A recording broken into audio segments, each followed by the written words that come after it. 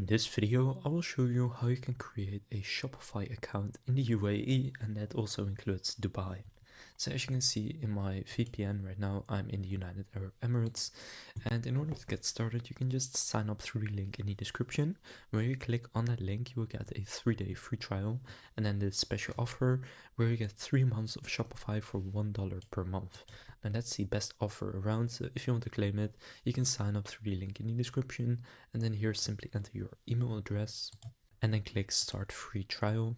And then from here it says start your free trial, get 3 days free, and then 3 months for $1 per month. And as you can see, my location is the UAE, so make sure it's that for you as well.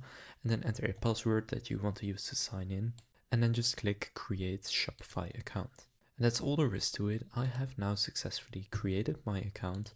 Now you can just go through the setup, but I'll just click I don't want help setting up, and then it's going to take me to my Shopify account right here, and I can now get started using Shopify.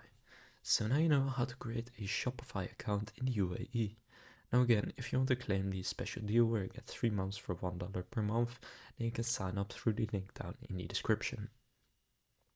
If this video was helpful, please consider leaving a like and subscribing to my channel.